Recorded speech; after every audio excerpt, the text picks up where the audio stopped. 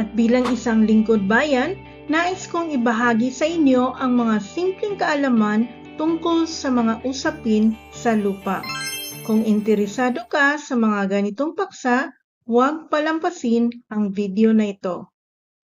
Para maiwasan ang mabiktima ng scam sa pagbili ng lupa, tiyakin ang mga sumusunod.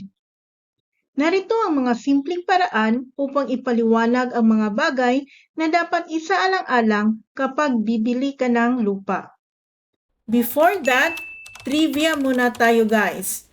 Under the Public Land Act as well as PD 1073, require that before a land can be titled, it has to be classified as A and D or alienable and disposable.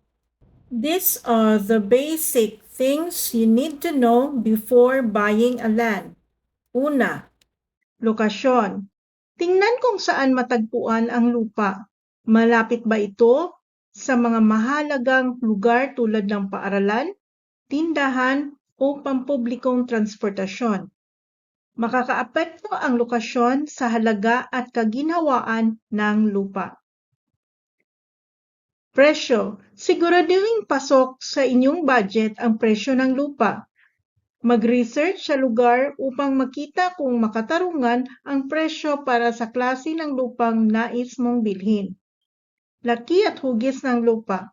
Tingnan kung gaano kalaki ang lupa at kung anong hugis nito. Sapat ba ito sa inyong plano? Mas madali karaniwang mag-develop ng lupa na may magandang laki at regular na hugis. Zoning and land use. Suriin kung may patakaran tungkol sa kung paano pwedeng gamitin ang lupa.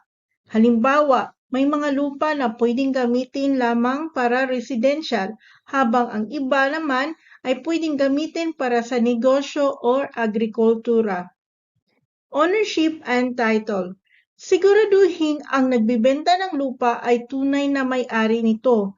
Maaari mo itong tiyakin sa pamamagitan ng pagkuha ng kopya ng titulo ng lupa at pagsuri nito sa lokal na opisina sa ROD, sa DNR, City Assessor, at Sinro offices na kung saan ang lokasyon na bilang ang lupang balak mong bilhin. Access to utilities. Alamin kung may access ang lupa sa mga pangunahing serbisyo tulad ng tubig, kuryente, at mga kalsada. Makakaapekto ito sa kung magkano ang kakailanganin mong gastusin para i-develop ang lupa. Land condition. Suriin ang lupa mismo. Pantay-pantay ba ito? Plain or sloping area? Or may mga problema tulad ng pagbaha, hindi magandang lupa o iba pang isyu na maaaring magpahirap sa paggawa o paggamit nito. Legal issues. Siguraduhin walang mga legal na problema ang lupa tulad ng mga alitan or conflicting claims sa mga kapitbahay or hindi nabayarang buwis. Future plans for the area. Mag-research kung may mga plano para sa pag-develop ng lugar sa hinaharap.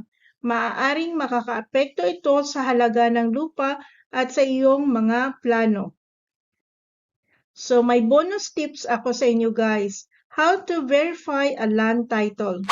Pwede kang mag-request sa bibilhan mong lupa na kumuha sila ng kopya sa Registry of Deeds, latest electronic copy upang tiyakin na ang titulo ay tumutugma sa kanilang mga record.